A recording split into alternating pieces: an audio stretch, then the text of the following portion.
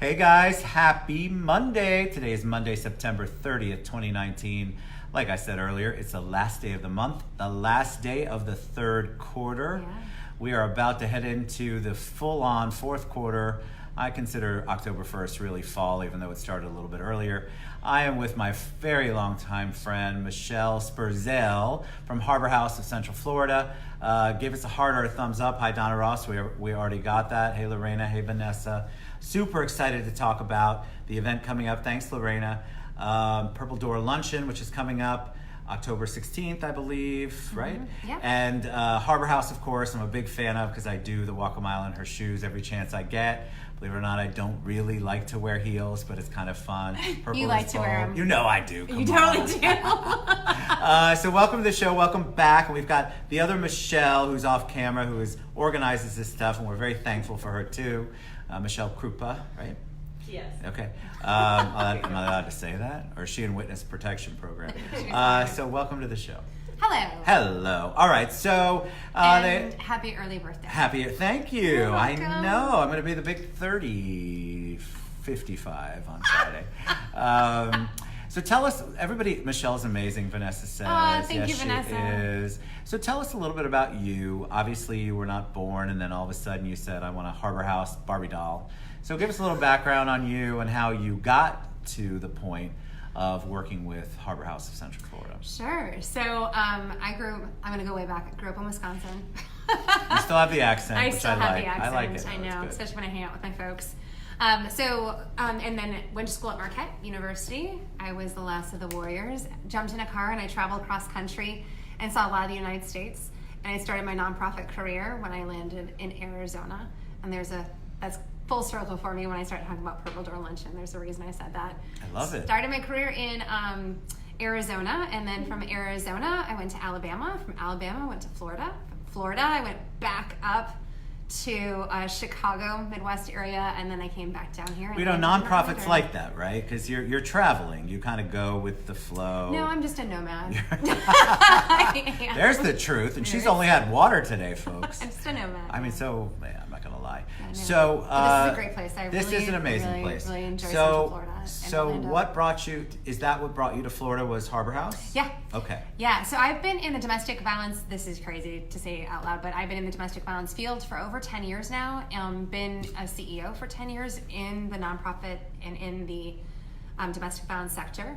And so when I was living up in Chicago and really wanting to get back into the domestic violence field, I was still doing consulting work here in Florida and decided to come back and really put my hat in for Harbor House. I mean, it's taxing, right? I want to talk about that. Mm-hmm. Do you feel, before we talk about Harbor House specifically, do you feel like domestic violence awareness has led to a decrease, or where are we at in our country? Because we've got mainstream media, which I try not to pay attention to, no offense, friends. But what's really going on? Because you see it. Yeah, oh yeah, we absolutely see it. I would have to say, especially, we moved into our new emergency shelter. I've been at Harbor House for 3 years. We moved into our new emergency shelter right there within my first couple months. And it's a 120-bed emergency shelter. And we normally would be going up and down. Our first year, we were trying to figure out what their true population is. And it's going up. I mean, we are hovering right around 100 individuals. And to me, that is good, because people are coming into us and they're seeking shelter and they know that it's a safe place and they know that they can get support from us. But at the same point in time, it just also talks about the need and what's happening in our community as far as domestic violence is concerned. What's going on? So, and I want to talk about all the services Harbor House obviously provides, but what in your opinion, your experience, what is happening? So I've heard stories that it's all the gaming, it's all the violence on TV, it's gun control, it's not gun control. What's happening to those individuals that you see that is increasing the number of people? See, I don't think it's increasing. I mean, when you were talking about, tell me about domestic violence education, it's more people understanding that the relationship that they're in isn't healthy. Because you can talk about being in a healthy relationship, you can talk about being in an unhealthy relationship, and you can talk about being in a dangerous relationship. And that's when we're also talking about domestic violence, we're really talking about domestic abuse. And that does really paint a different picture, because when people think about violence, they think about one and done. But when people think about abuse, you think about abuse being ongoing, and that's truly what's happening in that relationship. It's power and control. And when we're talking about what makes up domestic abuse, we're talking about it's emotional, it is also mental, it's going to be sometimes financial, in addition to sometimes it's going to be that physical violence. And when you're talking about mainstream media, or you're talking about movies, it's going to be sensationalized. People are going to say, oh, that's violence because he hit her or she hit him. They're not going to really look at, he told her to go change her clothes, or she is also given an allowance, or somebody who is always checking in on their phone, because if they don't check in on their phone, their partner might be upset because they don't know where they are. Correct. And those are all things that fall within to an unhealthy and could be dangerous, violent relationship. And so really it's about exposing everybody to all the dynamics when it comes to domestic abuse. And then when people get there, then they understand that, okay, well, maybe this isn't where I'm supposed to be. So if they get there, right? So let's talk about that. So somebody is finally, because a lot of times, even with all the awareness, it takes this bold step. You're leaving this relationship. Yeah, it takes courage. It takes so much courage, and we want a big kudos to the men and women who actually do that, who leave that relationship. But it's not just about that. You then are going. You're making a statement. Sometimes you're escaping. Sometimes it's in the middle of the night. Sometimes it's when they're at work. I mean, you're doing what you have to do, and then they get there. I mean, they're obviously in such a desperate situation, I would imagine. They finally reach their limit. They can't do it anymore. Right. So what happens when they get there? What happens? Give us a little breakdown on intake and how that works, and how they can stay and who they can bring, which I always love to talk about. Sure. And I also want to be aware that not everybody's going to come into Harbor House when they get there. They might have a friend or a family member's house that they show up at in the middle of the night, or they call. And so that's one thing that I think is really important that people know. But if someone's going to come in and they're seeking emergency shelter and they're in imminent danger, that means that they feel that their partner is going to hurt them or possibly even murder them. That's when we're having people come into our emergency shelter. And when someone comes in, it's going to be, first we make sure that they're safe. We make sure that we can get them our address in a confidential way, so that they aren't being followed by their abuser or anything like that. And then when someone comes in, one of the first questions we ask is, when was the last time you ate? A lot of times abusers will withhold food. And so we want to make sure that if that's something basic that we can provide for somebody, we want to be able to do that. When was the last time you took a shower? Like, is that something you want to do before we sit down and do paperwork? When was the last time you were able to sleep? Why don't you do that first? And then you can come in and we'll get some of the basics done and taken care of. So that's one thing, is making sure that we're meeting everybody where they are and what it is that they need when they're coming into our emergency shelter.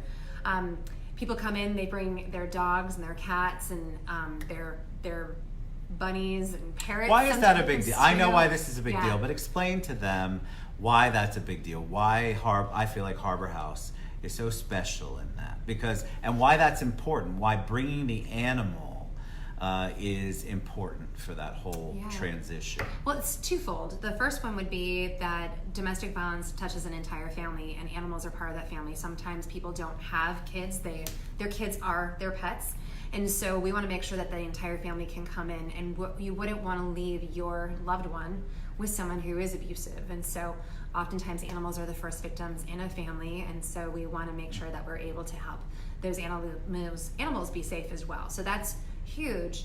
A lot of times when someone's coming in, they're also coming in and we're taking their pet to the local vet because that animal has been injured in the last basically the last altercation that might have happened. And so we've had that happen as well.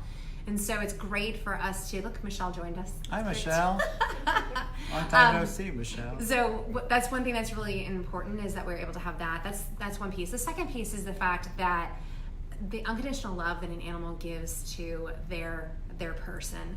And so imagine that you are having a hard time, you're healing from trauma, you're coming in, you're scared, your kids are scared, but you also have your dog or your cat there that you're able to hold and touch and talk to, and that unconditional love that an animal gives you is going to just really kind of kickstart a lot of that healing from trauma as well. So that's one piece of and it's unique. It's Because think about it, you're accepting their pet. I love that you mentioned rabbit. So you're accepting their pet, and they're, like you said, they're part of the family. And a lot of times, a lot of the abuse victims, trauma victims that I've spoken to over the years, they hesitated making the decision to seek shelter because they didn't have a place to go with their other family member. And so you're taking away maybe that last thing that is stopping them, because the last thing they want to do is, let's say they don't have children, that is their fur baby, that's their baby.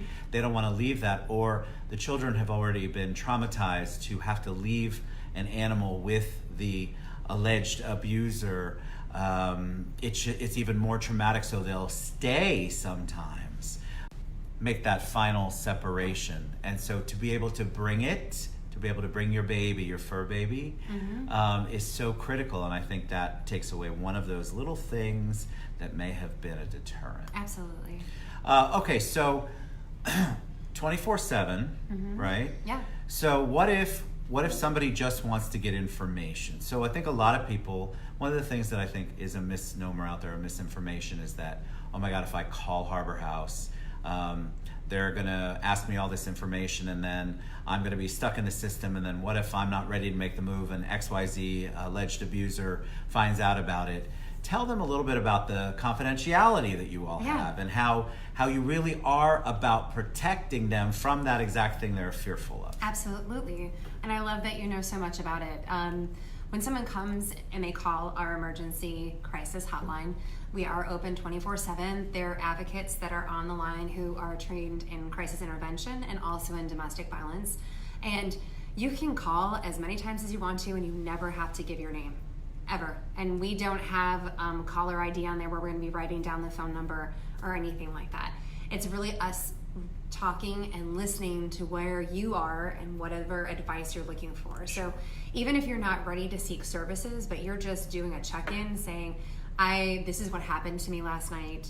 I have no one to talk to about it because my family members don't want to hear about it anymore. My friends have decided that they don't want to talk to me about my relationship anymore. The advocate on the other line will listen. And it's really important because that's that first step in order for someone to come in and end up seeking shelter. It's being able to tell their story and being courageous about it and start to safety plan with somebody on the phone. And again, it's going to be a trained advocate who can tell you those different things that you need to do, some of those first steps. And they might not say, okay, we're going to sit down and we're going to do a safety plan. They are going to say something like, well, do you have a good friend that you can talk to about this? Do you have an extra set of car keys? Can you put those someplace so that you only know where they are?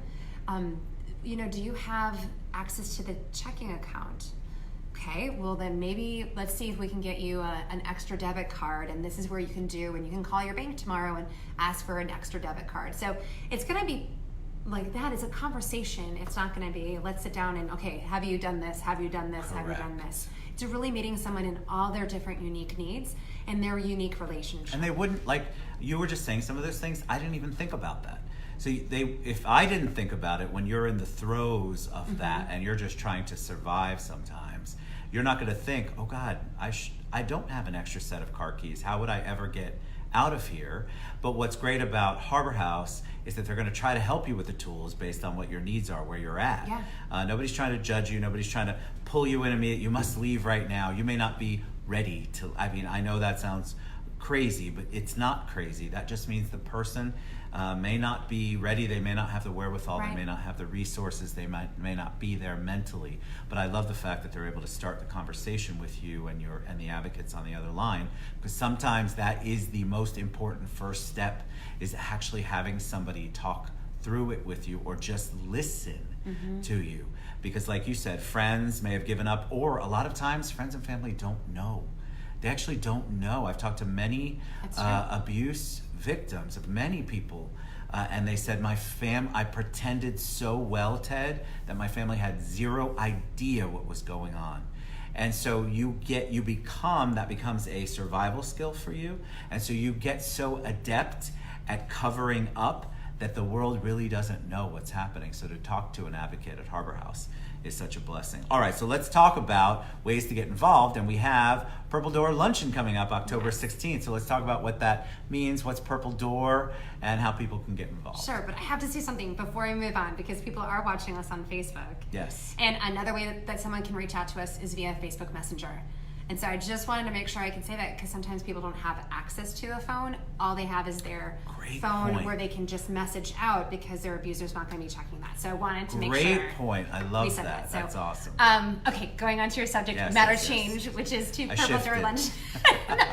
I'm tracking. I know, I like that. So Purple Door Luncheon is our largest event when it comes to Harbor House. It is a luncheon. It's going to be at the Rosen Center, and it's going to start with networking at around 11:30. It goes until 1 o'clock. And it's a really cool, I think it's a cool event because it's our event, but it's cool because we have, you're going to hear from survivors, you're going to hear from, we are giving out champion awards to different individuals who have made a difference when it comes to domestic violence at Harbor House here in our local community and even nationally. So it's a great awareness program in addition to getting to see a lot of people in the community. Right now, I think we have right around 450 people who have said that they're coming, which is fantastic. Awesome. That's yes. awesome. And it's one of those moments where I start walking around beforehand and I just see so many amazing people here in the local community that are not just givers but of their time, they're givers of their talent, and then they're also just true advocates. And it's a great group of people. So why Purple Door? So Purple Door represents that our doors are always open, and that you can come and reach out to Harbor House at any time when you need safety and security and advice. And purple is the color of domestic violence, which is why you're wearing purple, I'm wearing purple. We encourage everybody to wear purple in the month of October, because October is Domestic Violence Awareness Month. And people can switch back and forth. You can wear pink one day, you can wear purple the other day, you can go back and forth. Listen, there's a lot going on in October. I always Yeah. say that this last quarter is season, and people laugh at me. This is when everything comes to a head, budgets come, lots of galas, lots of events. This is when the organizations like Harbor House need our support the most, because a lot goes on, and believe it or not, holidays can be a big trigger. It can be a big deal. A lot of stuff goes on. You have that added stress of the holidays, and let me tell you, if you're in that situation, it can be the quickest trigger on the planet. And then you are finally in a situation where you've got to make that decision. And so we need to get out and support those people who want to make that decision. And the way to do that is to support Harbor House of Central Florida and attend and participate in Purple Door Luncheon on October 16th at the Rosen Center. All right, so we're going to share the link for Purple Door Luncheon and Harbor House and how you can reach out. And if you are someone in need, if you're on, I actually, when I did the Walk a Mile in Her Shoes, which is one of my favorite events, the fact that I get to strap on some sort of platform shoe is insane in the middle of the day on Orange Avenue, but it brings this awareness. People will reach out to me, and I have forwarded multiple people over to Harbor House because you just need that one connection, that one person goes, all right, I feel like I can at least share with Ted, and then I get them over to somebody who's an advocate. All right, so we love to talk about mentors and mentorship, and we want you all to get involved. Think of the people you could mentor in our community. And so, Michelle, if you can give a shout out to one or two of your mentors that helped you along the way, we would appreciate it. So I am a big believer in mentors, and I'm also a big believer in sponsors. So sponsor is going to be someone who will help network you up. So I've had quite a few individuals like that, you being one of my sponsors to introduce me to different people. Oh, yeah, we love Kim you. Strong's another amazing sponsor. Kim Strong, we love Kim Strong. Yeah, she's another one that helps introduce and sponsors me up. And my mentors, I would say I have an amazing, and I've had her for many years. She's been my mentor for 11 years. Her name is Dr. Teresa Vici. She's a domestic violence CEO up in Gainesville. And so whenever I have something where I'm like, I just need to talk it out, both life and also professional, she is someone that I've reached out to. But I would say my number one mentor in life is my dad. Oh. Yeah, he is my biggest cheerleader and has been there through all the good stuff and all the really bad stuff, and he's always there to help pick me up. And give me a good talking to and get me back on my way. I think it's important too to And my give mom too. Gosh. See? Well, Yeah, that's okay, I mean, Mom. We love you too, Mom. Yeah, otherwise she's gonna call me. Like, Oh, you're gonna get a phone call. You're I'm sorry, Dad's more important than me. I didn't do it, Mom. It's not my fault. Yeah, no, I'm very blessed that I can have good conversations with both of my parents about different things. I mean, my mom is, she is a ceiling breaker, and so I definitely know I take after her as well. It's so important because I think people look at, so we're on Facebook Live, which if you haven't been on Facebook Live, it's me, Michelle, and my little iPhone on a camera stand, right? So we don't have it all together. And I think a lot of times people say, well, of course they have it all together. I don't have anybody to help me, or I don't have anybody who could help give me a hand up. And that's why I want to encourage people to get out there and be mentors, be an ear, be a sounding board for people, because that can be mentorship. Remember, getting involved in your community is not all about cutting a check, although we all want you to cut checks. It's about time and resources and love and support. And a lot of times that is what is the catalyst to get anybody, whoever needs help, over the hump. So you're a joy to have on, always. So again, Purple Door Luncheon, October 16th. I'll tag it again, and we'll put the information in the comments. And Harbor House of Central Florida, Michelle Sperzel, Michelle Krupa. We love you guys. Thank you so much. We will see you. Last show ever on this particular Ted Bogert station. Starting tomorrow, or at least next week, when I go live again, we'll be on the TED Show. So we'd love it if you'd follow us, subscribe, do whatever you have to do, because we'll be doing all the shows from the TED Show page. Fantastic. So thank you so much. We love you guys. Have a great day. Mwah. See you soon.